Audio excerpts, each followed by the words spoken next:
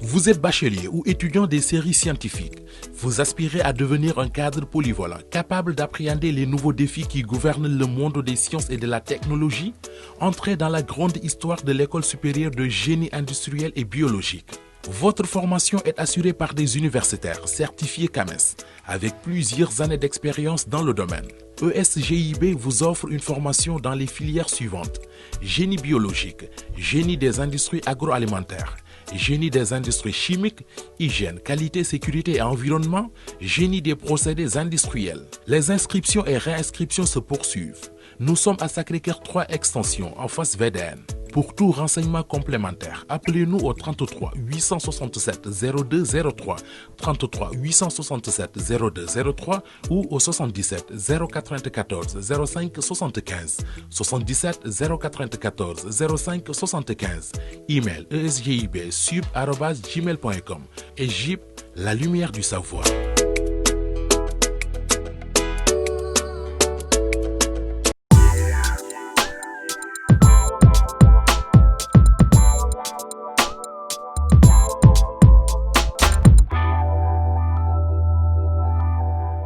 ñu ngi leen nuyu di leen jaajëfal si teewlu bi mbokk yi ak xarit yi amaat mbégte bu wër jàkkaarloowaat ak yéen ñu xawoon na gëj a gise nag li ko waral mooy xew-xew yi fi jaar ñoom màggal yeeg yi ni mel donc ñuy ñaanal ñëpp jàmm di ñaan tamit bépp ñaan boo xam ne kilifa yi ñaan nañ ko ci màggal bi yàlla sunu borom bi nangul ñu ko te mu doon sunu njiglaay tey nag ñu am mbégte reprendre émission bi ubbee ko ak koo xam ne kenn du ko présenté ci réew mi rawatina ci sunu média yi ndax ci wàllu média man sama kilifa la fa te kilifa ñu bari la fa ndax taxawaayam ak xarañteem ci wàll wi ba ca topp nag mooy ci wàllu politique aussi mu nekk jegeñaale président Macky Sall bu yàgg ci jamonoy Ablaye Wade ba tey ba looloo tax mu bokk ci ñi nga xam ne ñoo sos parti bi di Alliance pour la République. sama gan kon tey muy Ibrahima Ndoye di sama mag nag di sama xarit loolu kenn waxatu ko ma assumé ko nag mu assumé ko tey fi réew mu toll ma prié ko ne ko dama soxla dëgg-dëgg am xalaatu ku xam président Macky Sall xam aussi mën a jàngat ak ñun fi réew mi nekk fi réew mu toll kon ma waxoo ko ndax xam nga waa Macky Sall yi ñoom sawaruñu ci média yi tant que intéressé wu leen moo tax ñu bëri woo nañ ma si waaye man moom laa woo ndax dama xam ne li nga bëgg a dégg moo koy wax ndax amul parparloo. Ibrahima Ndoye la journaliste membre fondateur APR responsable politique bu Jandeer Jandeer laa koy woowee ndax Jandeer mooy fiefam di màkkaana mu bëgg lool Jandeer lu ma am fa la koy yóbbu di nag conseiller spécial du président Macky Sall waaye man maa ci yokk très spécial ndax na mu xamee président Macky Sall ëpp na kon tey journaliste bi laa woo politicien bi woo tamit analyste politique bi ñu fas yéene yaatal émission bi rek jàngat daal li xew ci réew mi. Ndoye ginnaaw ba ma la nuyoo gërëm la jaajëfal la ci ni nga nanguwaatee sama émission xaw nga fi gëj nag ci plateau bi ma nuyu la bàyyi la nga nuyoog réew mi lay seetaan di la teewlu. jërëjëf Aïssatou maa ngi lay gërëm di la sant ci invitation bi fii moom heure boo ma invité même su ma bëggul ñëw sax dinaa jéem a seet nu ma koy honoré nekk sa xarit rek dafa jafe parce que chaque fois nga dugal ma ci toj nga dëkk. waaye chaque fois dama nga dóor ma. heure boo xëyee yaa ngi jëwal sama kilifa gi ay xeer rek ak soxnaam te loolu d'accord ma ci ànduma ci mere woon naa la nag. waaw loolu am na. wante bon ku yor mission service public. ñu dénk la. léeg-léeg xeer yi dina ñëw loolu duñ ko mën a bañ. parce que ñun ñoo laajoon réew mi. ñu jox ñu ko. dëgg la. dañuy gérer comportement yëpp. ñi déconné ñii kii yëpp dañuy jaxase yëpp njaboot noonu la toll quoi. maa ngi lay gërëm di la sant ci loolu. di am plaisir tout le temps di ñëw fii. ci kër gi di TFM. waaw nga xam ko bu baax nag xam nag borom kër gi. naru ma woon ñëw sax parce que wax dëgg yàlla moment bi ñuy enregistré émission bi tey mu ma waroon a fekk sax ci dëj. dëgg la di ki nga xam ni koo xam ni dafa am fu ma toll ci njabootam. mooy soxna Seynabou Samb bi nga xam ni sunu borom daf ko fi jële muy yaayu suñu benn collègue di conseiller spécial aussi du président bi muy professeur Fallou Samb. di en même temps aussi yaayu sumu benn jigéen muy soxna Naata Samb def naa moom la nit ñi sax gën a xam waaw nga xam ne fonds d'appui à l'investissement sénégalais extérieur yi moom moo ko yor mooy soxna Naata Samb Mbacké donc bi suma yaay génnee àdduna moom ak ndeysaan Adja jox Diop ñoo daan wax pour jooy parce que ñun léegi am na ñu la remplacer ñoom ñaar ñëpp fekk nañ la ko barsax dem nañu Touba di ko ñaanal yàlla ko yàlla amiin yaa rabbi xaare aljana ak sama beneen jigéen aussi boo xam ni Ami Collé Gaye la tudd di rakk ci sunu benn xarit sunu benn jigéen l'ancien ministre madame Fatou Gueye Sarr nga xam yor na fi agriculture kii bi actuellement au Canada donc dafa tegle muy ci diggante ñaar ñetti fan rek ñoom ñaar yëpp ñu ñàkk leen ci loolu moo taxoon sax ci principe bi bëgguma woon parce que teluma ko woon nekk dëgg man maa la forcé rek ndooy dëgg la yal na leen yàlla xaare amiin yaa rabbi fa yàgg ci di la gërëm di la sant waaw man tamit ñu waxtaan rek man tamit waale koo xam ne mun naa ne sama maam la ndax doomam yaay la ci man defe naa mooy sama deuxième yaay muy waajur bu jigéen bu ajawatu maître Nafissatou Diop Cissé kooku defe naa réew mi yëpp xam nañu sama diggante ak moom ñu koy jaal bu baax a baax a baax waajurum bu jigéen bu fi xajoon loolu nag macha allah mu sori woon loolu nag ci Nafi te taxawaayu réew mi tamit rafet nañu. soxna Aminata Sow voilà muy enseignante bu mag. waaw waa Kaolack yëpp nag xam nañ ko. ma koy jaal sama yaay jooju maître Nafissatou Diop Cissé nga xam ne ku baax la ci man ku gën la ci man. man itamit ba ma fi amee naqar ak tiis ba fa sama waajur bu góor génne àddina na fee fa jiitu lépp lu xew ci man muy bànneex wala naqar moo si jiitu du ci xaar kenn. ma ko koy jaal nag di ko ànd ak nag réew mi yëpp jaal ko ndax réew mi yëpp jaal nañ ko président Macky Sall ñëw na ñëpp ñëw nañu te defe naa ni loolu rek defal la ñuy ñaanal kon sunu kilifa yooyu ñu jiitu yàlla taas ci seen barke yàlla tamit teeru leen ci àjjana firdawsi ya njaboot gu ñu fi bàyyi tamit yàlla may leen xoñu muñ yaakaar naa loolu mënut a ñàkk ndax Sénégal lañu ne te li ni mel tamit lu mënul ñàkk foog ma am alors Ndoye bu ko defee ñu dugg nag ci émission bi dooree ko ak question d'actualité mënta weesu coowal honorable député Aliou Dembourou Sow di jiite conseil départemental bu Ranérou kàddu yamu yëkkati te mu tas ci réseaux sociaux yi tas ci àddina ay kàddu yoo xam ne ñu bari dañ ko ñaawlu ndax dañu jàpp ne dafa indi boddi konté ci biir xeet te Sénégal xëy na ñaanuñu yàlla daal li ni mel mu am fi law fi ba mu amee tamit ñi ko ñaawlu bari na seen parti de Alliance pour la République génne communiqué ndaam yéex naa génn waaye génn na communiqué yoo xam ne nag Sénégal yu bëri dañ jàpp nag ne communiqué bi daal dafa xaw a nooy daal dafa oyof trop ñu bëri yaakaaroon ne communiqué bi dina gën a dëgër dina gën a fort ndax ñu bëri dañ jàpp ne xëy na la honorable député wax fort na fort goo xam ne dafa war a ànd ak communiqué bu diis ànd ak i sanction loo ñu mën a wax ci xew-xew boobu Ibrahima waaw soo ma ci waxee dinaa ci sawar lool parce que njàngat biñ ciy def deux aspects la war a nekk bi ci njëkk mooy le principe de la violence boobu je crois que ni boo liiree bu baax communiqué bi APR def dañ ko condamné parce que c'est normal fu violence moom fu mu war a mën a jóge rek dëgg la war nga ci mën a taxaw bu fekkee nitu jàmm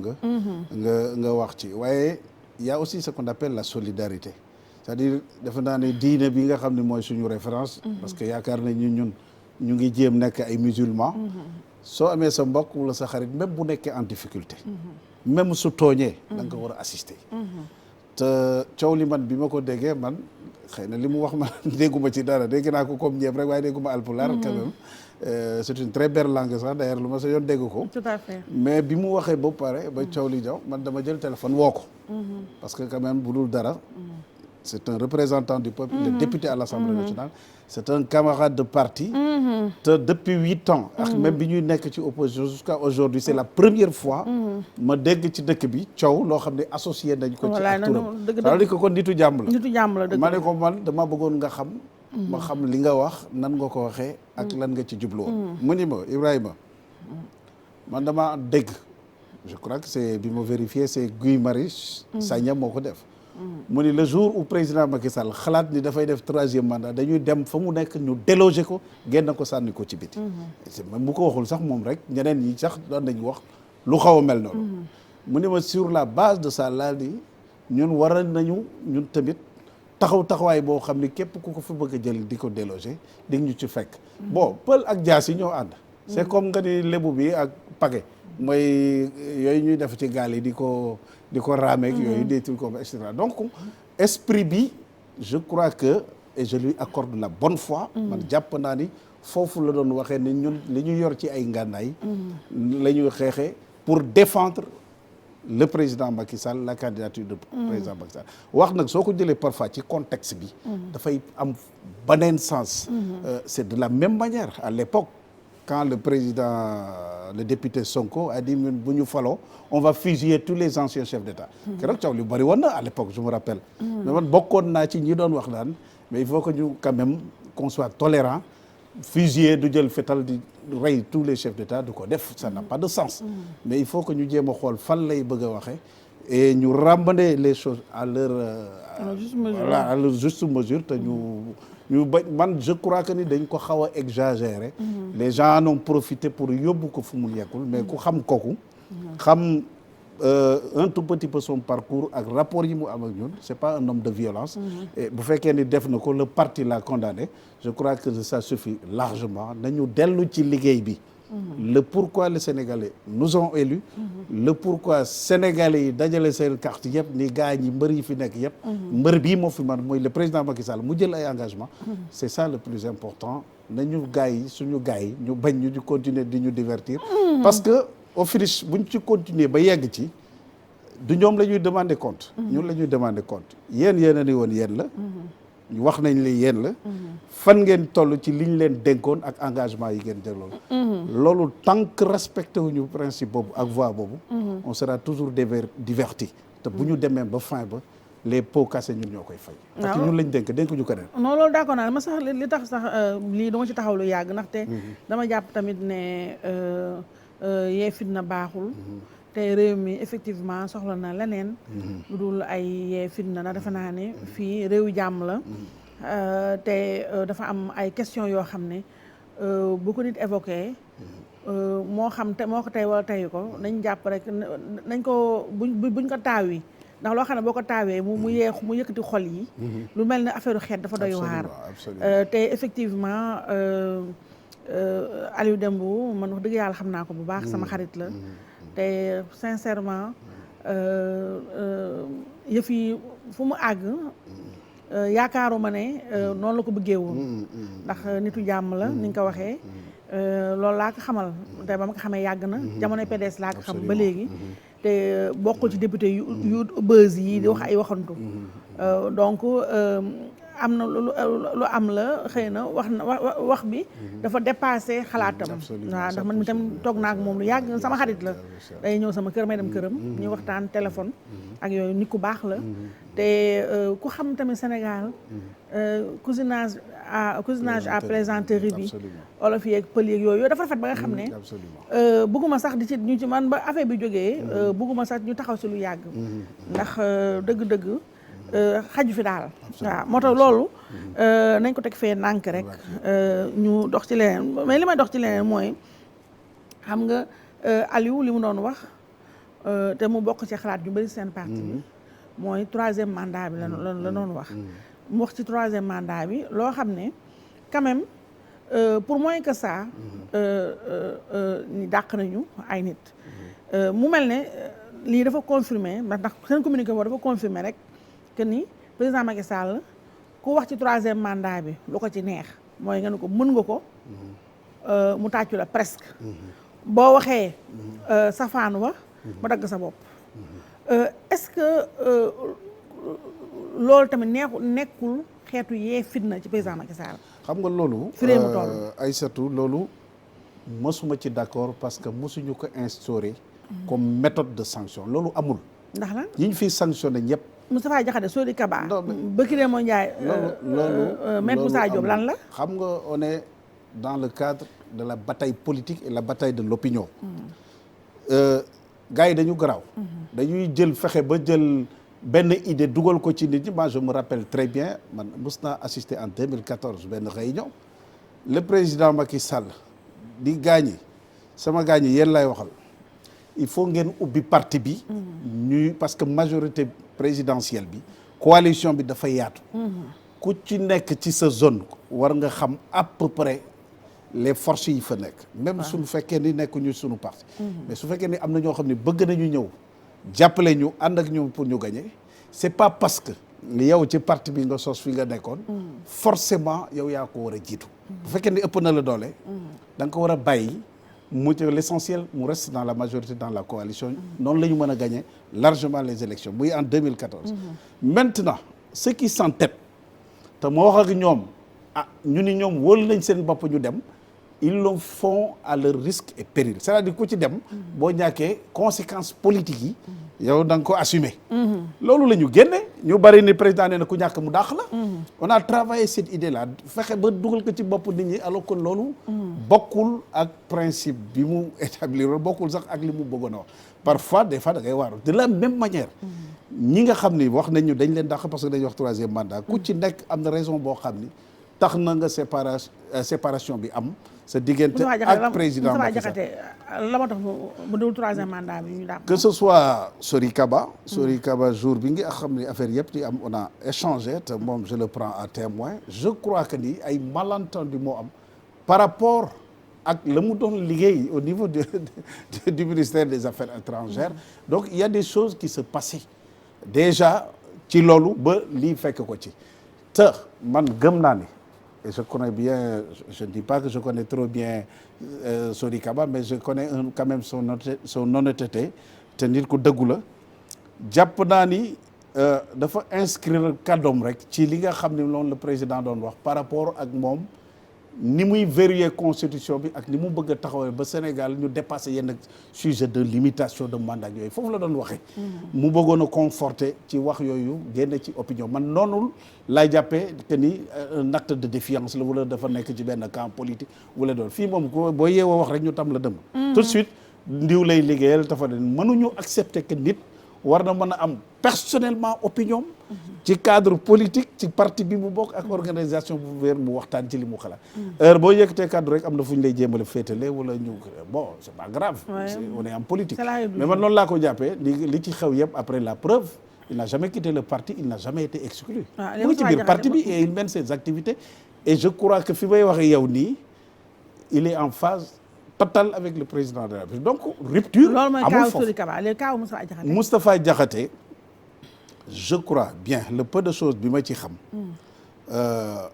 Moustapha déjà avant même sa déclaration sur le 3e mandat depuis la fin des élections sont constatés parce que vous aimez bien les VAR mais quand même il a fait combien de sorties man mos naa déglu 7TV par exemple Moustapha yeggoon na ba bi journaliste bi par exemple di ko poser question di ko mais yow lu tax gars yi ku ci wax ñu dàq la mais yow dafa mel ni vous êtes quelqu'un boo xam ni kenn sañu la laal mu ni non yow yaay wax loolu mais Macky Sall la ci géntam sax xalaatul ni war na mën a séparer bu ma géntoon sax tuuti xalaat ni war na mën a séparer ak moom du ma ko fi xaar sax man maay dem donc il y a ces déclarations yooyu pendant ce temps non je veux dire que ni affaire yi dafa teg loolu bëri on ne peut pas être ministre conseil dans le cabinet du président de la République nekk dans un parti politique il a des opinions il en a droit aussi am na lu mu war a mën a wax parce que tegoon nañ ci condition yoo xam ni bari na ci ñun kenn amu ko ci woon. Moustapha quand même il faut pas l'oublier bi mu amee problème PDS la ñëw intégré. Après les élections locales en 2009 bi ñuy dem élection locale Moustapha Diakhaté est avec Lamine Ba pour la conquête de Dakar dans une autre coalition. C'était pas au niveau de benn Bokk Yaakaar amul woon sax mais à l'époque ce n'était pas au niveau de Dekkal Ngor ce n'était pas au niveau de Benno Siggil Sénégal. Donc acte yooyu je me rappelle très bien le comité directeur du PDS réunir na ci Ablaye Wade ni tous les gens qui ont posé des actes de défiance à l'encontre de l'autorité du parti PDS dañ leen sanctionné. Bon am na ñu nekkoon Nioro am na ñu nekkoon Kébémer moom je crois que ci la bokkoon et cetera à un moment donné il était en désaccord avec ñoom mu bàyyi après ci la ñëw ànd ak ñun ci liggéey bi. Jusqu'à un moment donné aussi mu jàpp ni ñuy doxale ci APR doyu ko mu jàpp ni doxalin bi ak comportement bi ñuy doxale mbirum fans club la ma duma fa il est parti donc il est libre loolu amul problème te ku ko xam yàgg na def lu mel noonu yàgg na quand même exprimer liberté am à sa manière ci lu mu ànd ak lu mu àndul loolu dañ ko koy seedeel dañ ko koy bàyyil c'est normal mais jusqu'à preuve du contraire ce n'est pas parce qu'il a parlé de troisième mandat moo tax ñu dem ko léegi nag non mais xaaral parce que c'est important loolu dañ ko dugal ci bopp nit ñi à telle enseigne que jàpp nañ ni man troisième mandat man maa ko fi njëkk a wax man sa antenne bii maa fi njëkk a wax mbirum troisième mandat man la ñun 2024 man day suñ ma laajoon tey suñu borom woon bu ñu amee lu ñu gënal ñu am koo xam ni il fait l'unanimité autour du parti moo posé la question yaa wax lii man la non dafa am lu nu moom mooy sunu bëgg-bëgg ak sunu yéene mais dafa am lu conseil constitutionnel moom dafa am loo xam ni président Macky Sall aussi moom moo ko moom mais su ko neexee ni man du ma nekk candidat seet leen kanam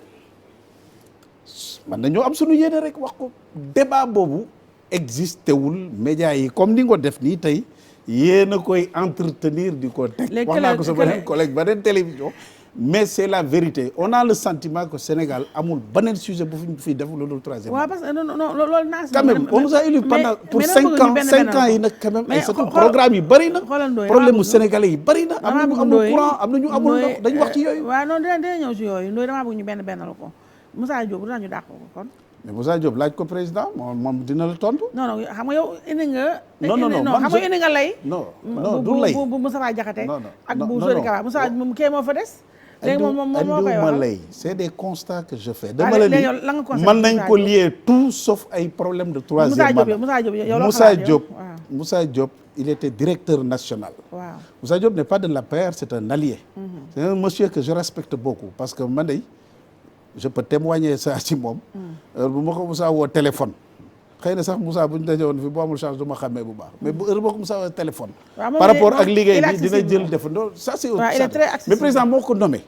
jël ko bàyyi fi ma Samba bàyyi fi ma Demba jël def ko. le jour où il a décidé de séparer de lui. waaw mais comme par hasard ni war na mën a taxaw. mais comme par hasard mais combien de gens sont partis. comme par hasard il a fallu que Moussa Diop. waaw wax ne. mais moom Moussa lan la wax exactement mais li ma koy dégg. non lan la wax non déglu ma ko. non pour être honnête déglu ma ko. dafa répété li Embalo wax rek dafa ne. waaw pour moom. waaw troisième mandat. waaw ku ko def. waaw coup d'état constitutionnel la. mais Moussa Diop ñu xëy suba dàq ko. Moussa Diop.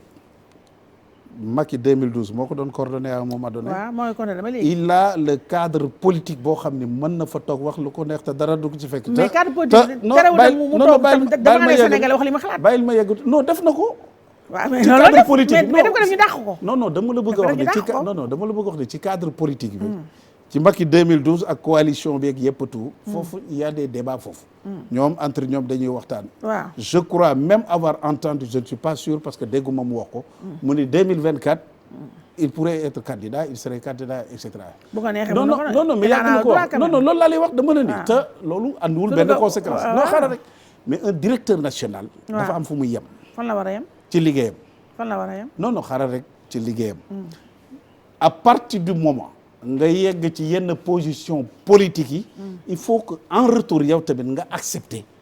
les conséquences politiques. mais par su exemple fekkee ni non xaaral rek su fekkee ni daf ko wax par défiance parce que man xaw ma lu nekk ci boppam. démissionné wul ci majorité présidentielle. mi fa ba léegi. non xaaral rek démissionné wu ma ci. musuma dégg aussi mu wax ni. man lii moo tax ñu dàq ma waxu ko de. c'est une interprétation des observateurs des médias ku nekk ñooy wax ne lii moo war a tax mu wax man dégguma ko ci bopp à partir de ce moment damay yemale yëf yi fa mu war a yem. d'accord mooy le président moo nommé. à un moment donné xalaat na ni Moussa Diop war na ko mën a remplacer keneen def na ko mais je crois pas que ni. d'accord vraiment il y a une petite phrase de cette nature là xam ne war nañu mën a gêner non pas du tout. léegi temps baa ngi dem mënuma fa taxaw malheureusement. voilà mais ci troisième mandat bi. léegi yow Ndoye dama lay laaj. effectivement ci émission defe naa c'était même notre dernière émission. ci nga waxee ce qui est de bonne guerre pour man. que yéen a ngi ci yéen a yor nguur gi actuellement bu ngeen sañoon nguur gi du génn ci seen loxo. moo xam Macky Sall mënu ko yorawaat wala keneen yor ko léegi li ma la bëgg a laaj foofu mooy. yow coowal troisième mandat bi Ndoye da nga pour yow président Macky Sall dina def bii mooy deuxième mandat moom deuxième et dernier mandat ou pas. lenn dinaa la ko wax tout à l'heure bi ngay présenté. da nga ne ku xam président Macky Sall la erreur la. Macky Sall ba ma xamoon. ak bii du benn. compagnon politique la woon frère la woon et cetera. mais le Macky Sall bii. président de la République du Sénégal. waaw bu bees la képp ku taxaw. ni la mën naa la wax li nekk ci biir boppam yëpp ak li muy xalaat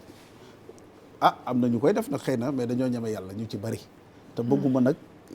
ragal naa yàlla ragal boo xam ni du ma taxaw fi naan président lii moo nekk ci boppam du ma ko wax. man je suis militant d'un parti je suis responsable ci parti bi am naa sañ-sañ ni lii laa bëgg.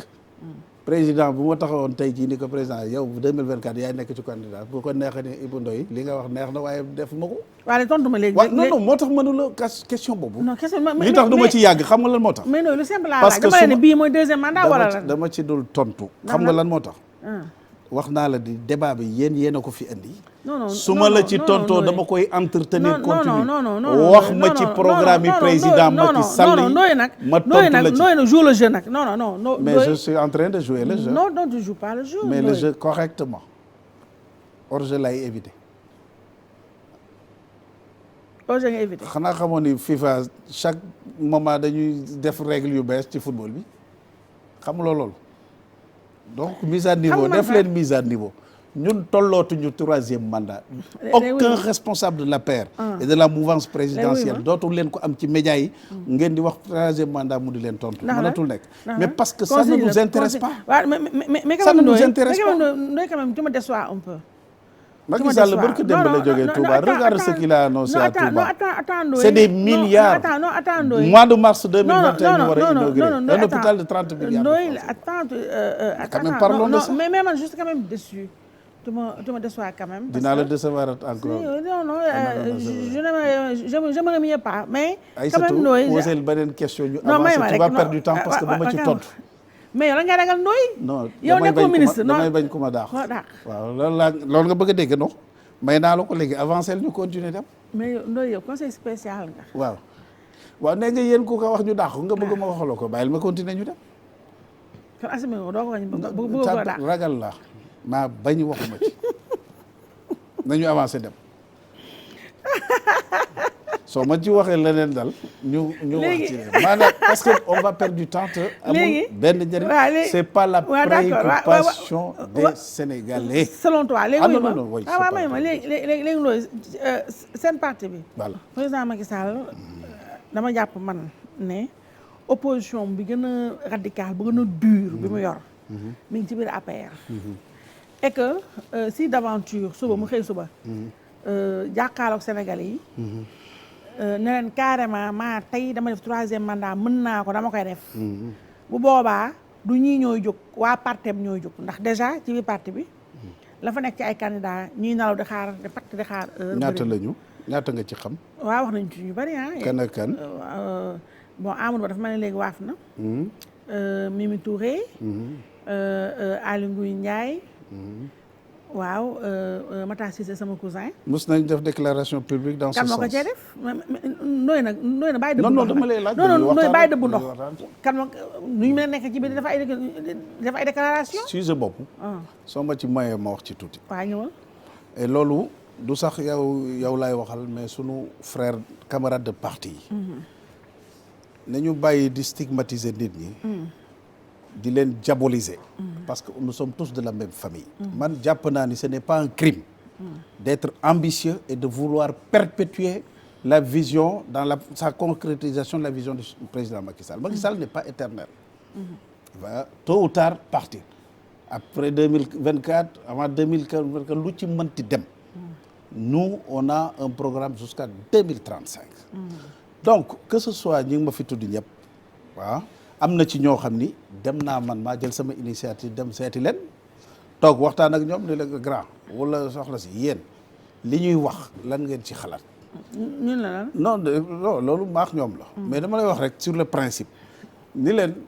lépp lu ci mënti am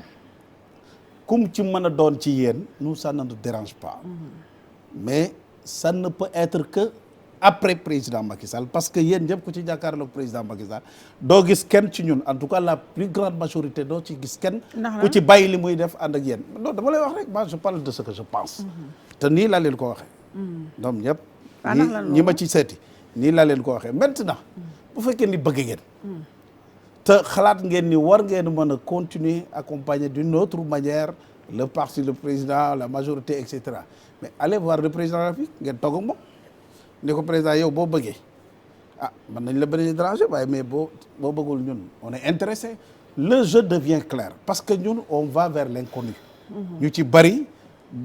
wax ju bëri ñii di woote fii ñii di stigmatiser ñenn ñii di sànni ay xeer ku ci nekk ñuy travailler ay nit ñuy dal ci Massamba ak Mademba loolu ça ne nous avance pas. ñun li ñu souhaité mooy yeewu benn jour. jàpp ni am nañu plusieurs personnes yoo xam ne bu dul Massamba di Mademba war nañu mën a continuer jusqu'à plus de 2035. yow kan nga gis ne mën na ko loolu. non mais xaw ma il nous appartient à nous au niveau du cadre. ngeen def ay primaire quoi ay genre primaire ngeen bëgg a def. foofu da nga indi benn sujet bu intéressant mooy il n'y a pas de débat dans le parti bi du ñu taxaw rek ni président Macky Sall lépp moom moo ko war a def moom aussi am na responsabilité boo xam ni yu bëri dafa war a délégué na évidemment mais dans la pratique rien ne fonctionne dans le parti. c'est-à-dire. ban structure mooy réunion ci parti bu dul secrétariat exécutif dégguloo benn structure bu réunir ci parti bi amul. le directeur national nga xam ni c'est la structure la plus démocratique la plus représentative gars yi fa la ñu nekk tous les problèmes ba mu gëjee def réunion si mes souvenirs sont bons xëy na mu am fi beneen bu mu participé wul c'est en septembre 2014. Wow. Septembre ou peut-être octobre je ne sais même plus. mais teeru bi lañ ko defoon je me rappelle très bien ku nekk génn li nekkoon ci sa xol après ñu dem on a réveillé un tout peu retrouver cet élan de solidarité extraordinaire li may wooye souvent la magie de cette solidarité là boobu dañu ko génnewoon teg ko gars yi ku ci nekk c'est senti concerné ñu avancé dem toutes les élections yi fi jaar ci diggante bi conquête bi dafa xawoon a yomb parce que en face on avait quand même une adversité assez dure du dëgg de la même manière noonu la ñu war a mën a continuer ci parti bi directeur des structures c'est notre frère Mbaye Ndiaye moo ko yore le président a un directeur de cabinet politique il y a quand même la chambre des élus et cetera il y a toutes les structures des femmes et cetera man je suis du département de Thiès fa la ñu bokk depuis la présidentielle ba fi may waxee yow nii bu fekkee réunion fi am na vite boo demewul nag mu daan demee et cetera bu compétition électorale yi ñëwee ñun ñëpp jogandoo mais je crois que bu ñuy dox à un moment donné il faut qu'on change de méthode un tout petit peu. mais la faute à qui? mais ñun ñëpp nous sommes tous fautifs ñun ñëpp ay responsables man sama jandeer boole depuis présidentielle bu jeex organisé wu ma fa benn réunion. non parce que xamaguñu fu ñu jëm. on reporte beaucoup les élections ça c'est deuxièmement man je suis dans un petit coin même bu fekkee ni da ngay réunion guddee bëccëg wax xanaa di nga yéegal affaire yi ñu xool et cetera mais lan ma fi fii à part secrétariat exécutif te leen nga dégg ñu def communiqué pare ci wax ma benn structure booy dégg on nous attaque de partout doxal nu ñu doxale c'est pas coordonné il y a pas de concertation da ngay yeewu ku nekk taxaw ci sa télé di wax il y a un petit groupe qui accapare tout ñoom ñëpp au niveau de la communication politique aussi bien du parti et que du gouvernement yëpp il y a une confusion de rôle énorme boo xam ne kenn xamul à un moment donné kan mooy kan dans ce nag taw yu booyi boobu à un moment donné da ngay nag da ngay jéem a seet taxaw xool na responsabilité président ñun Macky Sall mun ci génn mais ñun ñëpp ci la ñu bokk nous sommes tous parce que loolu tam aussi seen parti bu bëri ay frustré Ndoye waaw mais non frustré waaw moom bëri na ay frustré bëri na ñoo xam ne dañ jàpp ne surtout compagnon de si tout le monde était satisfait parce que foofu si tout le monde était satisfait xaaral ma ñëw si tous les Sénégalais étaient satisfaits on arrêterait la politique non non non non ça c'est non ça va de soi non non li nga wax moom vraiment kii la ay waxu politique ngay wax mais man dama ne seen frustré yi laay wax ndaxte lu tax seen waa parti bi frustré mooy ñu bëri dañuy ñaawlu inaccessibilité président Macky Sall jot ko yombul gisanteeg moom yombut dégg naa conseil des ministres day ñëw ñàngal dégg nga wax la may wax amul benn ministre boo xam ne sañ nga yëkkati sa wax ñàngal wala kii donc amul sax rencontre amul espace boo xam ne président Macky Sall dina rencontre soo ma nee ci parti bi bari na ñuy jooy pour parce que xaaral nee nañu président loolu dëgg la mën naa ko wax parce que dëgg la bari non dama lay wax rek mais boo ma waxee conseil des ministres du ma la ci tontu parce que man je ne siège pas en conseil non damay mais ci parti bi man dama bëgg ñu limiter ci parti bi non xaaral ci parti bi may ma ñëw parce que boo gisee ma dugal conseil des ministres dama étayé li gars yi frustration yu gars yi wax xëy na mënuñu ko wax ci télé yi waaye ñun ñi lañ koy wax ñun téléphone xeetu yóbbante donc inaccessibilité président Macky Sall kooku ñu bëri si waa APR ñu ngi koy ñaawlu. c'est possible. mënuñu ko jot mënoo ko gis amatul audience amatul dara. c'est possible. ba ca des li ñuy métti lu ñoom mooy ci responsabilisation waa APR yi. lu ci ëpp dañuy jël des gens venus de nulle part jox leen ay responsabilités au détriment de ñi fi nekkoon ñi gëmoon président Macky Sall ba nga xamee ni gëm ko yombul woon. ñu jël ñooñu jox leen poste yu nooy ak yu neex yi la ca des mooy transhumance yi nga xam ne naqal nañ leen ba mu neex foofu nag ñu bëri dañ jàpp ne si waa après frustré yi nga xam ne ñi ngi waxante ak ñun journalistes yi te ñemee ñoo seen kàddu ci kaw pour bañ as tuut luñ jooñu daal ñu nangul ko mooy que ni président Macky Sall ñoom li ñuy gën a ñaawlu tamit mooy li mu jàpp ne waa APR wàccoo na ak ñenn ñi mooy am na si ñoo xam ne jàpp na ne moom président Macky Sall avant moom amuñu woon sax lu ñu mën fayee yow la ci doon waxtaanal wala da nga koy dégg nii rek ñu nga xam ñoo ma ko wax d'accord comme yow dama jàpp ne bokk nga si ñi nga xamoon nit ki wax ma lii donc ñu ni loolu ba ma yàqal li may àggale ñu ni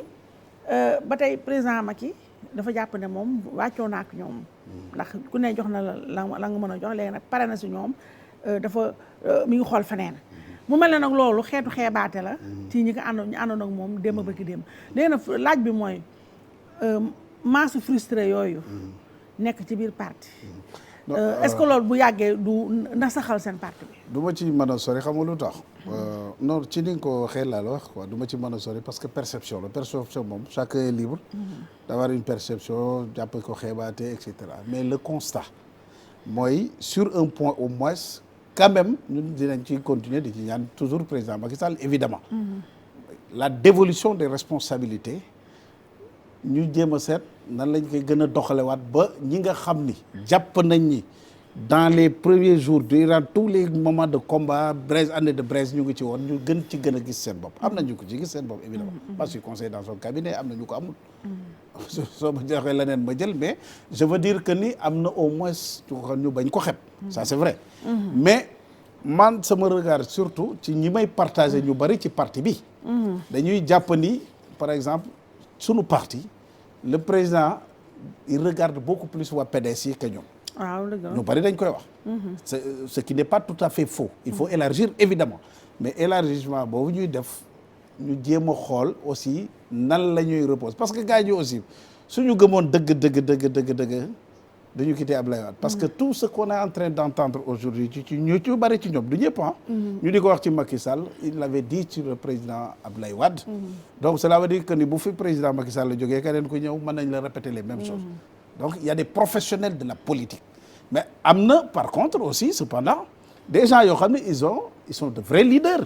ils ont des bases politiques solides ils ont apporté quelque chose de solide de fort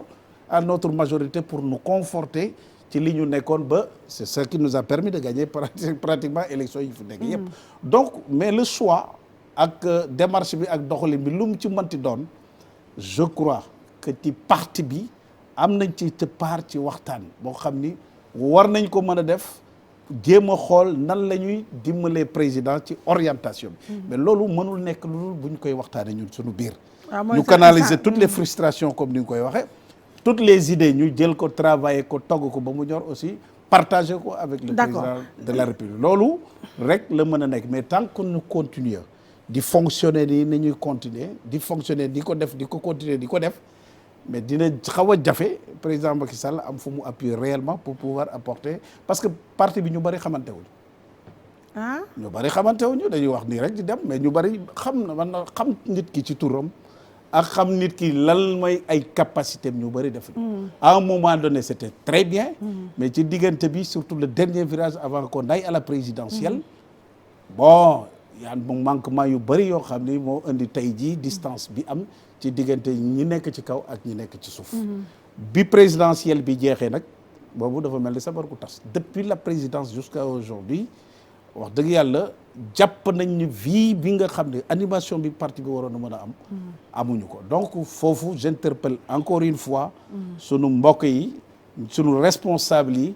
nañu toog di waxtaan man je vais vous faire une révélation et une surprise peut-être pour vous man Sacré-Cœur laa dëkk nii le siège de Mermoz du foofu la APR nekk man su ma la waxee ne musuma teg sama tànk ci siège APR bii nekk Mermoz yow doo ko gëm parce que musuñu ma fa convoqué benn circonstance bu ma war a mën a tax ma ñëw ñun la yow am nga ci responsabilité li may ñàkk fayda yëpp je gère quand même politiquement une commune de presque 50 000 habitants de 21 villages la troisième peut-être plus grande commune dans le département de Thiès je suis membre du conseil du cabinet présidentiel je suis membre du directoire ci structure yu bëri xëy na war nañ ci am luñ ci wax cadre yi bañ koy former ci la bokk mais man fàttalikuwuma man Ibou Ndoye fu ñu jëlee téléphone convoqué ma ci benn xëy ñoo boo xam ni am na te président Macky Sall defu ko muy directoire wala à l'époque amul y en a pas mais même bu fekkee ne sa kër la di siège bi lan nga fay wuti da ngay ñëw foofu di taxawal cela veut dire que l'animation du parti bi ci waral te li may wax di c'est valable pour beaucoup am na yoo xam dinañ fa dem rek parce que tout simplement par curiosité il faut ñu xam siège bi nu mu mel et cetera on ne peut pas avoir un siège aussi imposant rafet baax dàq ci siège yi nekk ci Sénégal ci parti politique yi nekk au pouvoir un parti conquérant comme l'APR ba pare il n'y a pas d'animation ñu bëgg a wax ne mën nañu tracer des voies qui vont être intéressantes ay perspectives yoo xam ne mën nañu rester au pouvoir pendant 35 ans loolu bu fekkee nii dañu koy xalaat dañu koy gént rek mais dans la pratique pratique yi ni ñuy doxalee conformé wul ak objectif yi waaw xam nga Ndoye il nous reste moins de 10 minutes lii nag ay rafal taf li nga nanguwul dégg te foog tamit Ndoye nga ñu waxtaan si parce que président Macky Sall Alliance pour la République d'abord moo doon locomotive bépp coalition bu ko porté au pouvoir on est bien d'accord moom mi ngi dëgmal ay joutes électorales yu am solo bépp parti bu mën a lëngool terewul Alliance pour la République mooy nekk xol ba mooy poumon ba absolument kon bu fekkente ne moom mooy njiitu seen parti waaw seen parti bi toll nii structure yi fonctionné tuñu frustré yi comme ni la xale yi xewalee mi ngi fees mi ngi tuuru ndax lu tuuru mooy ñun ñu jot si gisanteetu ñoo moom dajalootuñu toogoonte fan yi dégg naa mu naan bi nga recevoir waa député Benno Bokk Yaakaar nangam député Benno Bokk Yaakaar lu yaatu la mais waa Alliance pour la République ñi nga xam ne ba ko kenn gëmul woon ñoo ko gëm bon il y a aussi la pandémie waaw mais foofu waaw mais xaaral Ndoye bu jëm bu jëmul ay excuse foofu la nga laaj xam foofu laa bëgg a wax mooy dama bëgg tam nga nangu ne président Macky Sall mooy fonctionner comme si faale waa APR donc loolu sa commentaire la loolu c'est la vérité faale waa APR fi ñu toll mi ngi wax ay wax remaniement yaa ngi dégg ñu naan moom journaux yi wax nañu si seen benn relaté nañu seen benn réunion seen boobu noonu te dégguñu ku ko démenti moo tax ñu mun jàpp ne dëgg la que ni annoncé ne leen gouvernement élargi lay def fu nit ñi doon waxee union nationale mais foofu ñu bëri xam ne jàpp nañ ne ay transhumants dafa dëgg waa PDS ñooy nekk 90% yooyu donc kon bu fekkee ne dem na tamit xëy na ba gëmatul APR xëy na waa APR xëy na seen compétence dafa jàpp ne néew na wala ñu bëri suñu amuñu xorom wala amuñu nit. président mënul bañ a gëm APR c'est pas possible mënul bañ a gëm APR la preuve au niveau des concertations nationales yi ñuy def dialogue politique bi quand les gens ont décidé que ni ñoom par exemple war nañu jéem a xool noo xam ne désormais quand tu es président de la République doo nekkaat leader de parti ñun bokk na ci ñun ni déet leader de parti bi war na mën a nekk président de la République tu gardes toujours les deux fonctions mais ñun suñ ko waxee ba peser ci balance bi taxaw ci discussion yi proposer ko mais parce que suñu kilifa moom noonu la ko bëggee donc mënul wax loolu ba pare nga ni man fi may waxee du loolu c'est-à-dire que par exemple j'en profite parce que lire naa ci journaux yi ñu ni suñu frère Cissé Lo moom la lire xaw ma ndax loolu moom moo ko wax wula woo ni fa mu nekk di tawat président yónnee na ko sax ndaw ministre di ko loolu ça m'a frappé neex na ma trop loolu parce que neex na ma trop man tamit man nekkoon naa assemblée nationale ak président Macky Sall bi crise bi amee ba ñu sonal ko coow li bari xam naa ñu bari tey mu jox leen responsabilité gouvernementale ñenn ñi ay directeurs de société la ñu ils étaient députés mais bu président Moussa di ñëw di wàcce di jël ascenseur yi dañuy jël escalier bëgguñu ko sax jege bëgguñu ko donc bu ko yàlla dimbalee mu am capacité de tolérance ci ñooñu ñëpp ñu ci bari ñoo xam ne bëgguñu woon sax gis photo tey xëcc na leen ba teg ci si wetam le tiers de ses efforts su ko defee ci ñi mu àndaloon rek man leen baal ci leen président Macky Sall desee ko sunu borom len la dul muñ yaatal d'accord naa jéggale ñu avancé dem leneen lu mu mënti doon keneen ku ko dugal ci leneen yaa ngi koy yàqal yaa ngi yàq œuvre am parce que sur le plan des résultats ak liggéey bi nga xam ne sénégalais yi teg nañ ko fi li ñu fi am tey benn chef d'état mosu ko def c'est pourquoi le jeune Sonko là et je l'interpelle parce que laajoo ma ci ay mbir je sais que ni da nga xaw a gêné wu parce que attaqué nga ko fi attaque yu métti ku nekk wax la lu nekk j'en profite wax suñu camarades yi Barthélémy Diaz n'est pas notre partenaire politique dégg naa ko mu wax ni ñun ñoo nekk le premier mouvement de soutien de Ousmane Sonko. il n'a pas tout à fait tort hein. foofu lay waxee ngir yàlla nañu ko bàyyi ko mu def ay cappi-cappiem ak des trucs comme ça yooyu gis nga peuple sénégalais bii ku ñuy confier say destinées dinañ ko xoolaat ko bu baax a baax ils ont cru que ku nekk mën nga yow nekk un Macky Sall a une trajectoire exceptionnelle ci ay circonstances yu exceptionnelles mu yegg ci dem c'est un Sérère né un Pulaar né dans le milieu Sérère et cetera il y a tout un ensemble de datu yoo xam ne ñoom ñi ciy wax ñu ci bëri xëy na xalaat nga rek am na xëy ba yaakaar ne war nga ko ma nekk Sonko monsieur Sonko sax lay wax parce que quand même il est député à l'Assemblée nationale il représente une bonne partie de l'opinion du peuple sénégalais il était troisième il faut que mu xam ni à un moment donné il constitue une menace nationale cohésion nationale bi unité nationale bi cohésion sociale bi menace parce que yenn propos yi da ngay analyser parce que nous on analyse des discours tous les discours qu'il tient ak ni muy wax yëpp lépp luy xajaloo c'est pas bien boo taxaw fii ci Sénégal ñëpp di la dégg nga ne le président Macky Sall n'aime pas la Casamance alors que le premier acte fort bu président Macky Sall def quand il est arrivé au pouvoir en 2012 c'est ramener la paix en Casamance 235 milliards de francs CFA investis ci ay infrastructures 438 kilomètres ay tali ñu defaraat ak ñu réfectionné waat ak yeneen ak yeneen non dama lay wax quelqu'un qui n'aime pas une zone wala il n'a même pas à aimer ou ne pas aimer il est là pour satisfaire toutes les Sénégalais les couches discours yooyu nañ ko bàyyi sunu gars yi aussi buñ ko ci dimbali mon frère Mansour c'est mon camarade de parti c'est mon camarade de parti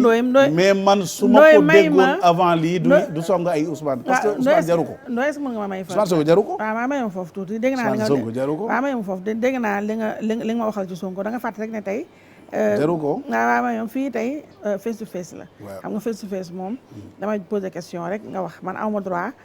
sax def benn commentaire donc nag samay commentaire samay Sonko ak yooyu su may commenter les Sonkoseries et tout ça loolu fee laa ko defee léegi nag fii ci Mansour may ma ci Mansour Faye. Mansour Faye may ma tuuti boo waxee Sonko de wax Mansour xanaa Sonko nga yëpp. may ma tuuti c'est par rapport à l'acte public qu'il a posé rek moo tax ma dugg ci may ma wax la temps bi léegi mu jeex. nee na il me reste 5 minutes moo tax dama koy taf-tafal. Mansour Faye laa lay wax xam nga Sonko sax ñu bëri liñ ko merewee mooy suul na benn coow boo xam ne coow bu rëy la woon quand même. ba def tax ba Mansour Faye pëtaxlu ci def ci benn diversion. mooy quand même Mansour Faye ba mu jógee ne Mansour Faye dama lay boole yu bari na temps bi jeex na Mansour Faye ba mu taxawee un ministre de la République. benn de surcroît beau frère du président de la République. nga taxaw nga ne carrément yow bu la of nag wooyee doo dem force Covid pareil doo dem mu nekk coow lu bëri ndax kooku moom dafa wane ne faalewul ñële waaye ki mu njëkk gën a ñàkk faale mooy ki créé of nag créé force Covid muy président Macky Sall. Après ba muy tontonte Sonko jéem a def rétropédalage waaye dafa noyé wu ci waxu Sonko léegi nag li ma la bëgg laaj si Mansour Faye ñu laay boole Mansour Faye ñu bëri quand même amoon nañu déception ci na mu doxalee ak Sonko ndaxte Mansour Faye man bëriwul lu ma ko gis ay conférence de presse mais dafa def conférence de presse exclusivement pour ñëw tontu Sonko et dama jàpp ne période boobu amoon na lu ëpp solo lu Sénégal doon dund loo xam ne ci looloo joroon def conférence de presse te loolu dafa may ma rek foofu may ma foofu dafa concourir mais non xaar parce que dama boole yu bëri foofu dafa concourir quand même ci gën a appauvrir débat public bi après ba tey ci Mansour Faye ñëw na ci affaire ay audio coowal Sonko dégg nga ko léegi li ma la bëgg a laaj foofu yëpp mooy pour nga wax ma sa commentaire honnêtement en tant que journaliste ci taxawaayu Mansour Faye ci réew mi ci yëfu Sonko yi ak tamit si seen parti parce que Mansour Faye ñu bëri jàpp nañ ne bu dee mooy Karim Wade Ablaye Macky Sall et que dafalu leen yéen dafa leen di yàqal day yàqal président Macky Sall tontu ma foofu yow d'abord li may njëkk a def mooy yow moom tu es très dur ak ñun ak sunu njaboot gi ah bon waaw oui tu es très dur parfois je pense être gentil woo naa la fii dal yu metti ba nga dal tàmm nga maa wane première dame non mais c'est vrai parce que première dame yi fi jaar bari na waaw mais moom da ngeen di fàtte ni ñun élire ñu ko ñun président Macky Sall la ñu élire loolu laa wax waaw xaaral rek non xaaral rek vous êtes parfois un peu intolérant à son égard xam nga lu tax à l'égard de qui non xaaral rek mënoon na toog jàpp njàmburam topp njëkkëram mu def mais Sénégal amul benn kër wala benn dëkk boo fi dugg boo xam ni waaw ci li ko yàlla dimbalee moom mu di ko lijjanti loolu yeggu fa waaw pour revenir ak seen affaire am bu ak li ngay wooye ak Sonko dafa am loo xam ni la vérité légale n'est pas forcément une vérité politique je ne sais pas xaw ma ndax li ma bëgg a wax leen monsieur le ministre Mansour Faye expliqué na le pourquoi mu def déclaration boobu mais man jàpp naa ne convoqué wuñu la woon jarul ngay anticiper di ci wax le problème ne s'est pas posé c'est pas parce que ay Guy Marius ak yu kenn xamul des agitateurs là nga xam ne ils s'agitent mais ils ne bougent jamais ñoom ñooy wax nga di leen doo leen topp on n'a pas les mêmes missions ak ñoom ñun gars yi dañ ñu fi teg pour xool lan mooy seen problème ñu jéem a seet après bu ngeen job bi waaw may ma yaa ngi dégg fi may wax à sa place dama dul dugg ci yooyu ma ko tontu il a ses raisons expliquer na juste mais politiquement parlant lay wax je trouve que ce n'était même pas utile d'entrer dans ce jeu ak ñoom politiquement lay wax mais légalement expliquer na le pourquoi il ne peut pas être convoqué justifier na ko on peut le comprendre mën nañ ko waaye moom dafa moom policier bu ndaw bees bu ko woowee na ko Mansour ñëwal ndaxte fa mu bokk la ak ka mu war a mettre à l'aise waaw ñëwal temps bi jeex na Mansour may ma 2 minutes il est libre de le non parce que su may insister da ngay yaakaar ni sax suma xarit la sa xarit la kat non Mansour Faye c'est un camarade de parti ce n'est pas mon ami ami mooy koy seqalante di demalante Mansour Faye man mënuma la yóbbu këram ah bon mënu leen ni sama kër donc xarit mais yéen a ngi déggante téléphone waaw mais xaaral rek xarit moom dans le cadre du travail peut-être dans le cadre du travail te des fois sax jot ko mën nga toog ñetti weer di ko doo ko jot mais c'est pas ça le plus important c'est un camarade de parti te dafa am ñoom ñu ñu woowee tare congénital mooy ils n'ont même pas droit à la vérité c'est-à-dire même bu ñu waxee dëgg sax dañuy jàpp ni rek c'est parce que parce que ñoom dañoo war woon bokk sax à partir de ce moment man jàpp naa ni à partir de ce moment am nañu war a beneen stratégie bu ñu war a mën a doxal pour un tout petit peu may leen toute distance. voilà on y gagnerait beaucoup plus politiquement parce que voilà nit ñi xamuñu lu dul voilà. voilà léegi nag. loolu def même boo amee dëgg sax dañu. li nga wax noonu neex na ma li nga wax noonu mooy Mansour ak famille bi ñu may toute distance. d'accord léegi mais Sonko moom beneen affaire la. waaw Sonko parce que dans cette affaire là aussi. il a déçu beaucoup de Sénégalais aussi. waaw dans cette affaire là il a déçu beaucoup de Sénégalais. dëgg la wala dëgg. non man affaire Sonko dama ci wax fii. waaw léegi émission bi jeex na léegi wuy maas may ma tuuti rek taf waaw wala déet ngay wax. local yi candidat ngay doon maire Diender waaw wala déet. non pour que parti bi décider. waaw nga nekk su ko parti bi décider. waaw je vais prendre le drapeau parce que il y a quand même différence bu am léegi entre li amoon. ak li nga xam ni ci concertation politique yi ñuy def dialogue bi. du bees bu njëkkoon dañuy dem ba pare door a xool kan mooy nekk maire pàccaxoo bi am ak. waaw léegi nag suffrage universel d'accord. non c'est pas ça ki nekk tête de liste. mooy c'est le maire c'est-à-dire que sénégalais yi ki ñuy votel ñu xam nañu exactement. d'accord naa léegi kenn dootu ko mën a détourner. d'accord léegi président Macky Sall dafa bëri ay journalistes. yu nekk ci wetam. yow bëri nga fa ay naataango. xaw na dégarnir les rédactions. léegi yéen seen biir lépp cool fine nice yéen a ngi déggante toog def am genre mini réunion rédaction palais pour xool ni ngeen fexe ba. am benn synergie d'action moo fa nekk comme journaliste ba Ndoye nag sama temps jeex na. non mais li ma yow yaa xam kii. non yaa xam il est directeur du Soleil. waaw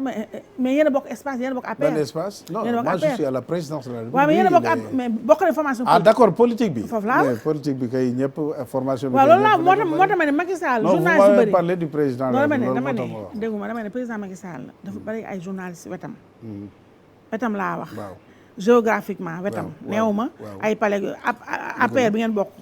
léegi yéen journalistes yooyu yëpp dajaloo ak moom léegi est-ce que juboo ngeen seen biir ñun ñoo dem dajaloo ak moom wala moom moo ñu soxla ñëw indi ñu dajaloo mais da nga si gis seen bopp moo tax ngeen dem ngeen bàyyi rédaction yi dem waaw mais loolu laa wax léegi yéen ñoo ñëpp dajaloo foofu jotu président Macky Sall juboo ngeen ban njëriñ la ñu am ban njëriñ ngeen fa am parce que amul benn njëriñ mais am leen fa njëriñ c'est vrai parce que communication ba tey la gën a soqe sànq wax nga ko loolu dëgg la mais dëgg la non c'est vrai amul benn njëriñ waaw genre tontu yi may la non mais je ne peux pas juger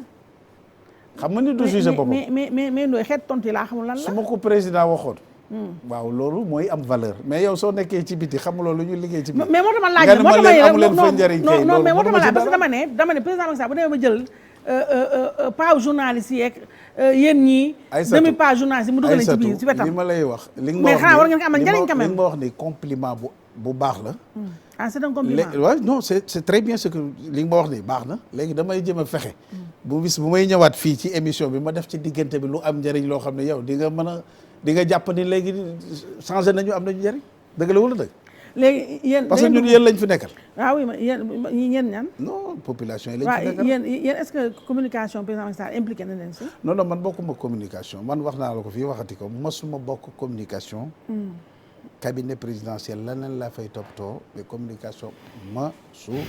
ci bokk. waaw d'accord léegi. néew ma nag du ma ko def maa ngi koy def à ma manière. waaw d'accord mais officiellement nekkuma dans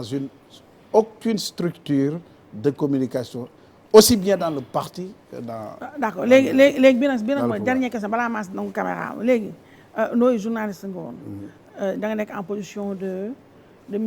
mise en disponibilité c'est le terme consacré. non ci RTS.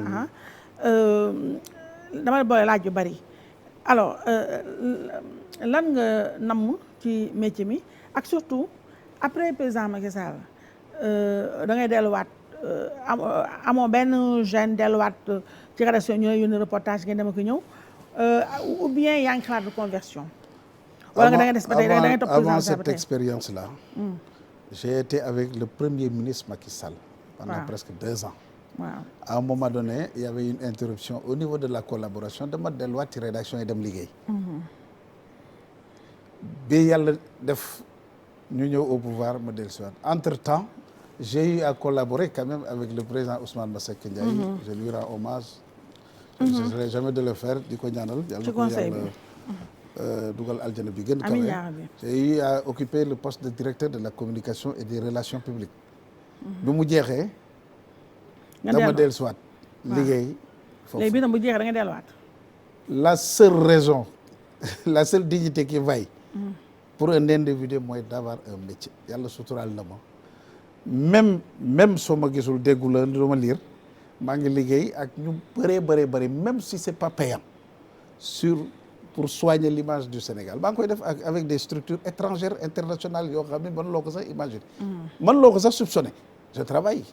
maa ngi bind. parce que il faut qu'on fasse quelque chose pour notre pays. donc il y a plusieurs façons de servir son pays. maa ngi koy def xëy na peut-être aspect officiel bi ngeen di gis ci yu bari moo tax ngeen di wax. mais dans tous les cas Aïssatou moi je veux qu'on remette à notre politique. yéen aussi ngeen xoolaat tuuti seen bopp. ce n'est pas des leçons que je donne parce que ci laa bokk. am naa droit aussi jox sama appréciation ci liggéeyu presse bi de la même manière ni ngeen koy def ci sunu liggéey politique ak di xas président Macky Sall defu leen fi dara guddee ak bëccëg. il y a un problème de presse dans ce pays. on est en train de divertir trop les Sénégalais. 2019 février 2019 dañu fal président Macky Sall Sénégalais yi woo ko ni ko doyoon nga ñu doyaat nga ñu. ñun ñoo la dolli parce que ce programme bi ngay doxalee. c'est intéressant gis nañ ci suñu bopp waaye am na lu doyul. waaw am na lu matagul. waaw lii la ñu soxla. les presse bi ci def débat bi foofu lañ ko war a concentrer est-ce que le président Macky Sall est sur le point ou bien non mais attends est en train de respecter tous ses engagements oui ou non parce que débat bi rek def focus ci président Macky Sall ak ni muy doxalee léegi nag courant bi ndox mi opposition bi ñeneen ñi les autres pans de la société ne comptent pas non je ne dis pas ça dama la ni il faut que le débat économique le débat bilan les débats yëpp prennent le dessus sur les détails parce que lii ay détails la ay enregistrement gauche mais yéen a war a bàyyi détail ay détails comme ça je crois que yéen a ko war a bàyyi loolu yéen ñii yéen a concourir appauvrir débat parce que yéen a ciy dimbali nit ñi yéen ku ngeen woo ci micro def 40 minutes ci ay débat ak ay affaires yu ndoy tàggatoo il faut revoir le président médias yi il faut que ñu xoolaat ki ngeen xoolaat mais xam nga mënoo ko xoolaat parce que yow chaîne de télévision yi bari na waaw site yi bari na journaux yi bari na benn journal ngay jënd ce n'est pas la peine ngay jënd beneen waaw loolu tam xaw na parce que c'est le même contenu xaw na nekk dëgg léegi ndoy tàggatoo télé yi léegi kenn xamatul yéen boîte à image ngeen yor wala ay télévision ngeen yor kenn xamul lan ndoy kan ngay tàggatoo il faut que à un moment donné li ngeen di wax ci politique yi ñun ñu def ko yéen tamit ngeen xoolaat tuuti miroir bi ndoy kan ngay tàggatoo xool seen bopp ngeen gën seen bopp ñu liggéey Ibrahima Ndoye Junior kan ngay tàggatoo Sénégal loolu rek moo ko mën a avancer Ibrahima Ndoye Junior kan ngay tàggatoo kan ngay tàggatoo non li may tàggoo mooy di la gërëm d'abord di la sant parce que xamoon naa ni fii nga may mujj dama nekk ci naqar nekk ci dëj nga dugal ma ci affaire yi ñaareel bi c'est vraiment kontaan naa nag wax dëgg yàlla parce que parfois du ñu am fu ñu waxee parce que ñun voilà mais j'en profite pour interpeller encore une fois sunu chef de parti le président de notre parti le président Macky Sall il faut que moment yi ñu toll nii mu jéem a seet nu muy gën a renforcer ses rapports avec ses partisans politiques avec les populations il faut que confiance élan boobu mu amoon moo nekk lu am solo moom rek moo ko mën a def keneen mënu ko defal ni mu koy defee mooy on sait très bien qu'un chef d'État n'a pas de temps préoccupation yi dafa bari et tout mais na xoolaat parti bi réorganiser waat parti bi gars yi ñëwaat taxaw ñi nekk interface diggante moom ak nit ñi ñooñu jouer seen rôle pleinement d'accord fii ku fi dee dañ lay remplacer donc personne n'est indispensable tout à fait il faut pas que ñu toog ça fait 8 ans on va les mêmes personnes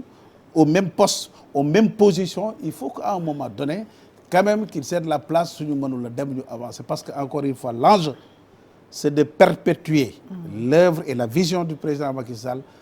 fekk 20 ans 30 ans encore war nañu am capacité ak possibilité toogaat ci pouvoir bi continuer liggéey bi parce que moi je trouve que c'est une vision extrêmement importante et révolutionnaire boo xam ne aucun chef d'État mosu ko def donc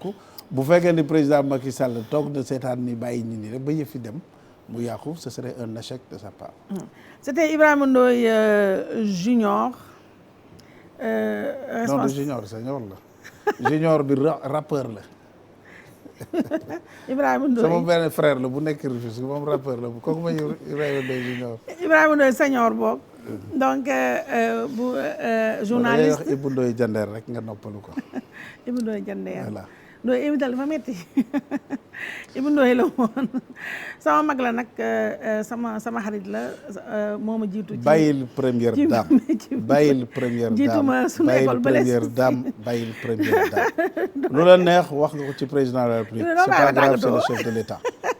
mais soxna si bàyyi ko. léegi si dama bàyyi ma tàggatoo non bàyyi ko nag Aïssatou parce que vraiment ñu bari dañuy woo di wax dinañ woo ci Aïssatou mu bàyyi doomu jàmm. Ndoye si nga bàyyi ma tàggatoo. il faut beaucoup de choses discrètement bàyyi ko. léegi Ibou Ndoye la woon enfin ma tàggatoo. il faut nga dem Mermoz añi sax yow. Ndoye dama bàyyi ma tàggatoo léegi émission bi jeex na kii dootu ma ko invité maa ngi nuyu nag soxnaam ndaxte tout au long de l'émission si nen laa toogoon ndax jabar ja madame Ndoye Fatou Sylla nee na bu ñu dàqee sa boo invité Ibou Ndoye ba mu wax fu lu ëpp bu ñu ko dàqee di nga ma amee la àq loolu tax vraiment je pense que dama fi waxoo fi dara lu graaw donc je te remercie voilà je te remercie sama mag la sama xarit la donc il ne me rate pas chaque jour da nga jël sa téléphone bokk nga si ñi nga xam ne lu ma wax ci télé bi bala maa daane su ma génn nga jël sa téléphone wax ma te li nga ma wax yëpp nag lu si ëpp du ma neex waaye je suis obligé ma déglu ko parce que sama mag nga te dëgg-dëgg yàqoo dara nag ci magel googu nga doon ci man dërëgëm bi sant di gërëm nag bu baax a baax yéen sénégalais yi ak nag sama équipe bi maa ngi nii jàkkaarloo ak Mass Ndiaye ci caméra yi Khadim Cissé sama nijaay jooju ma nga tam moom tamit di ñu feggoo moom ak Mass Soumaré moo nekk ci son yi ak lumière yi Cheikh ak ku ma fàtte moom Apulaay sama doom jooju moo nekk ci réalisation ya Saliou Charles gis naa ko mu ñëw yaru biir bu doy waar Moussa Sène ci montage yi Khadija ci retouche make-up bi di leen gërëm bu baax a baax di leen sant aussi di leen souhaiter un excellent dimanche face to face incha revient dimanche prochain bu neexee yàlla ak beneen invité boo xam ne dinaa ko xaw a ñeme ndax ci dama ko xawul ñeme donc ba dimanche prochain ci ak beneen invité incha allah jërëjëf